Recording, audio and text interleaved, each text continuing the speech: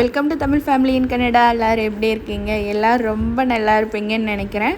புதுசாக வந்தவங்களுக்கு வந்து தெரியாது, ஏற்கனவே ஃபாலோ பண்ணிகிட்டு இருந்தவங்களுக்கு வந்து தெரியும். நான் நிறைய மாதமாக நான் வீடியோ போடல. கிட்டத்தட்ட 6 மாதம் மேலே ஆயிடுச்சு வீடியோ போட்டு. ரொம்ப சாரிங்க. தவிர்க்கவே முடியாத ஒரு வேலை வந்துருச்சு. அந்த வேலை இன்னுமே இழுத்துக்கிட்டே இருக்குது. இன்னும் அது கம்ப்ளீட்டான பாடும் இல்லை. அது என்ன அப்படிங்கிறத போக போக நான் வீடியோவில் நான் சொல்கிறேன். இப்போ இந்த வீடியோவுமே பார்த்தீங்கன்னா 6 மாதத்துக்கு முன்னாடி நான் வீடியோ போட்டிருந்தேன் இல்லைங்களா, அதுக்கு முன்னாடி எடுத்த வீடியோ. ஆனால் இப்போ தான் நான் எடிட்டே பண்ணிகிட்ருக்கேன். இப்போ நாங்கள் எங்கே போயிட்டுருக்கோம் அப்படின்னு பார்த்தீங்கன்னா, ஒரு தூரமான ஒரு இடத்துக்கு போய் அங்கே நடந்த ஒரு சில விஷயத்தை இந்த வீடியோவில் காட்டுறேன். போயுமே பிரயோஜனம் இல்லாமல் நடந்துருச்சுங்க ஒரு இது.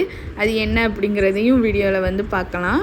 இது கரெக்டாக எப்போ அப்படின்னு பார்த்தீங்கன்னா, மார்ச் மாதம் எடுத்த வீடியோங்க. மார்ச் அப்போ தான் வின்டர் எல்லாம் முடிஞ்சிச்சு. அதனால பார்த்திங்கன்னா அந்த டைம் இது பார்க்குறதுக்கு உங்களுக்கு 5 மணி 6 மணி அந்த மாதிரி இருக்கும். ஆனால் 6 மணியில் இல்லை. அதில் பார்த்திங்கன்னா தெரியும் 7:30 ஆகிடுச்சு நைட்டு. கனடாவில் பார்த்திங்கன்னா வின்டர் முடிஞ்சோடனே டேலைட் சேவிங் ஸ்டார்ட் ஆகிடும். அப்போ பார்த்திங்கன்னா நிறைய நேரம் வெளிச்சமாகவே தான் இருக்கும். சன்செட்டே கிட்டத்தட்ட இந்த ஜூன் ஜூலைலலாம் பார்த்திங்கன்னா சன்செட்டில் கிட்டத்தட்ட 8:45 தான் சன்செட்டே ஆகும். அந்தளவுக்கு இருக்கும்.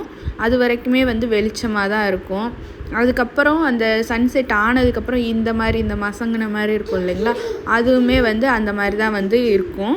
நிறைய நேரம் இருக்கும். கிட்டத்தட்ட 10 மணி வரைக்குமே பார்த்திங்கன்னா நல்ல வெளிச்சமாக தான் இருக்கும். அப்போ பார்த்திங்கன்னா 7:30 வரைக்கும் இருந்துச்சு. அதுக்கப்புறம் போக போக நாங்கள் அங்கே போய் ரீச் ஆகிறப்பெல்லாம் பார்த்திங்கன்னா கொஞ்சம் இருட்டாயிடுச்சு.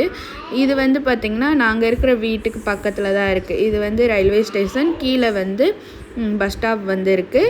அதே மாதிரி பார்த்திங்கன்னா அங்கே வின்னர்ஸு, ஃப்ரெஷ் லைஸ் அந்த மாதிரி நிறைய கடை இருக்குது. டிஎன்டி, சினிஃப்ளெக்ஸு அது எல்லாமே அங்கே இருக்குது.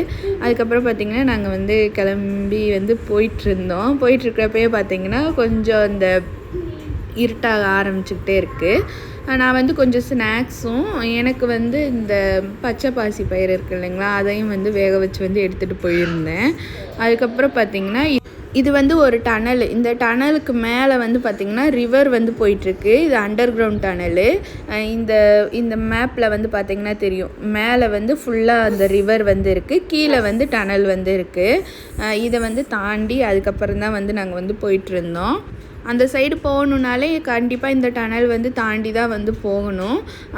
இந்த டனல் பார்த்திங்கன்னா நேரில் பார்க்குறப்ப நல்லா அழகாக இருந்துச்சு. அந்த நைட் டைமில் ஒரு வண்டி வேறு போச்சு, அதோட சவுண்டு வேறு அப்படியே அந்த சுவர் டனல் இல்லைங்களா, அதனால் அந்த சவுண்டில் போய் அப்படி அந்த சுவரில் போய் பட்டு பட்டு சவுண்டு ஒரு மாதிரி காதே வலிச்சிட்டு இருந்துச்சு. அதுக்கப்புறம் பார்த்திங்கன்னா ஆனால் இந்த வீடியோவில் பார்த்திங்கன்னா அவ்வளவா இல்லை. இந்த முன்னாடி போகுது இல்லைங்களா, இந்த வண்டியோட சவுண்டு தான் அது. அதுக்கப்புறம் நாங்கள் போயிட்டே இருந்தோம். அப்போ பார்த்திங்கன்னா அந்த பச்சை பாசி பயிர் கொண்டு வந்திருந்தேன் இல்லைங்களா, அதை சாப்பிட்லான்னு எடுத்தேன். தெரியாது, அது பார்த்திங்கன்னா அந்த இருட்டுக்கு ஒன்றுமே தெரியவே இல்லை. அதை தான் சொல்லிக்கிட்டே இருந்தேன். அதுக்கப்புறம் பார்த்திங்கன்னா இந்த இது இருக்கு இல்லைங்களா, இந்த லைட்டாக சாரல் விழுந்துட்டு இருந்துச்சு. அப்போ அந்த கிளாஸில் பட்டு பட்டு அந்த நல்ல பட்டாசெல்லாம் வெடிச்சா இது மாதிரி இருக்கும் இல்லைங்களா, அந்த மாதிரி இருந்துச்சு. என் பொண்ணு அதை ஃபயர் ஒர்க்ஸ்ன்னு சொல்லிகிட்டு இருந்தா. பட்டாசுக்கு இங்கிலீஷில் என்ன சொல்லுவாங்க அப்படின்னு சொல்லிட்டு கேட்டதுக்கு கிராக்கர்ஸ்னு சொல்லாமல் ஃபயர் ஒர்க்ஸ்ன்னு சொல்லிகிட்டு இருந்தா. ஏன்னா அவளுக்கு அந்த டயத்தில் டக்குன்னு அது கிராக்கர்ஸ் அப்படின்னு சொல்லிட்டு ஞாபகம் வரல. அதே மாதிரி இல்லாமல் அந்த ஃபயர் ஒர்க்ஸ் அப்படிங்கிறது ஏன் டக்குன்னு ஞாபகம் வந்துச்சுன்னா, இங்கே கனடாவில் அடிக்கடி ஃபயர் ஒர்க்ஸ் பண்ணுவாங்க. அது அது போய் பார்த்ததுனால அந்த ஞாபகம் வந்ததுனால டக்குன்னு சொல்லிட்டா. அதுக்கப்புறம் பார்த்திங்கன்னா நாங்கள் இந்த இதுக்கு வந்துட்டோம். இது என்னென்னா இந்த ராட்டினம் போட்டிருந்தாங்க அங்கே. சரி அதுக்கு போகலாம் அப்படின்னு சொல்லிட்டு கிளம்பி வந்துட்டோம். பார்த்திங்கன்னா ஓரளவுக்கு கொஞ்சம் கூட்டமாக தான் இருந்துச்சு. பார்க்கிங் அந்த இடத்துல இல்லை. நாங்கள் வெளியே போய் தான் நிப்பாட்டியிருந்தோம். அதுக்கப்புறம் உள்ளே போனோடனே இந்த ஃபேஸ் பெயிண்டிங் இருக்குது இல்லைங்களா, அது பண்ணிகிட்டு இருந்தாங்க. அது அந்த ஸ்டால் இருந்துச்சு. அதை பார்த்தோன்னே என் பொண்ணு நான் பண்ணணும் அப்படின்னு சொல்லி அவள் நிறைய நாளாக கேட்டுக்கிட்டே இருந்தாள். சரி ஓகே பண்ணிக்கோ அப்படின்னு சொல்லிட்டு, ஏன்னா இதெல்லாம் ஒரு டைம் தான் பண்ணுவோம், எப்போயாச்சும் ஒரு டைம் தான் பண்ணுவோம். சரி அதனால் வந்து பண்ணிக்கோ அப்படின்னு சொல்லிட்டு பண்ண வந்து ஸ்டார்ட் பண்ணிட்டா. இவள் வந்து நான் வந்து சொன்னேன் சும்மா ஒரு சைடில் இல்லை சின்னதாக ஏதாவது பண்ணிக்கோ அப்படின்னு சொல்லிட்டு சொன்னேன். ஆனால் அவள் வந்து இல்லை எனக்கு ஃபேஸ் ஃபுல்லாக பண்ணணும் அப்படின்னு சொல்லிட்டு சொன்னேன்னு சரி ஓகே எப்போயாச்சும் ஒரு டைம் தானே பண்ணிக்கோ அப்படின்னு சொல்லிட்டு பண்ணிகிட்டு இருந்தோம். இது வந்து $16 வந்து போட்டிருந்தாங்க. வந்து கேஷாக தான் பே பண்ணியிருந்தோம். இந்த மாதிரி கடைகளில் பார்த்திங்கன்னா கனடாவில் பொறுத்தளவு நம்ம கேஷாக வந்து இது பண்ணோம் அப்படின்னா டேக்ஸ் வந்து ஒரு சில கடைகளில் மட்டும் டேக்ஸ் வந்து இருக்காது. இதே இது நம்ம கார்டில் வந்து பே பண்ணுறோம் அப்படின்னா வந்து டேக்ஸ் வந்து போடுவாங்க. அப்போ ஒரு சிலர் வந்து சொல்லுவாங்க கேஷாக இருந்துச்சுன்னா டேக்ஸ் வந்து இல்லை, இதில் பே பண்ண வந்து டேக்ஸ் இருக்குது அப்படின்னு சொல்லிட்டு எல்லாம் சொல்லுவாங்க. நம்ம அதுக்கேற்ற மாதிரி வந்து நம்ம வந்து பே பண்ணிக்கலாம். நம்மகிட்ட கேஷ் இருந்துச்சுன்னா கேஷில் வந்து பே பண்ணிக்கலாம். அதுக்கப்புறம் வந்து என் பொண்ணு பார்த்திங்கன்னா ஒரு கட்டத்துக்கு மேலே தூங்கவே ஆரம்பிச்சிட்டா போல்.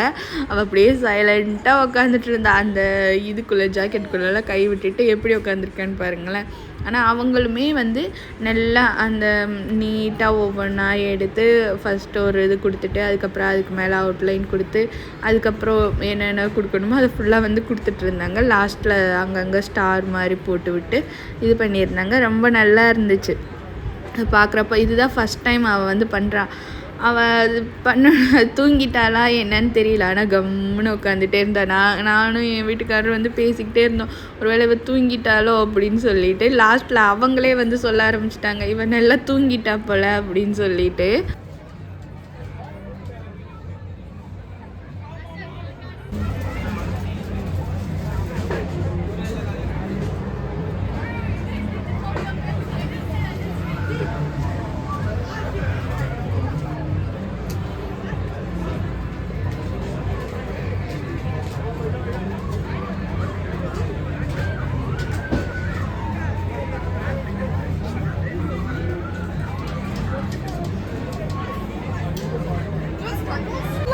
Really?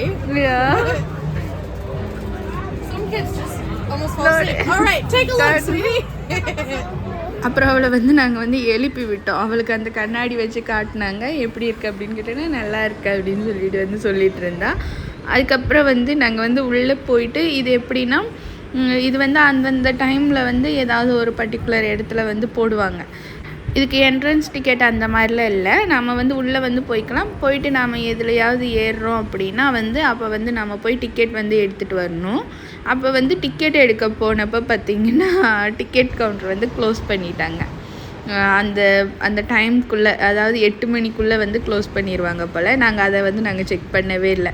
நாங்களாம் அப்படியே வந்து கிளம்பி வந்துட்டோம். அதுக்கப்புறம் போய் பார்த்தா டிக்கெட் கவுண்டர் வந்து க்ளோஸ் ஆகிருந்துச்சு.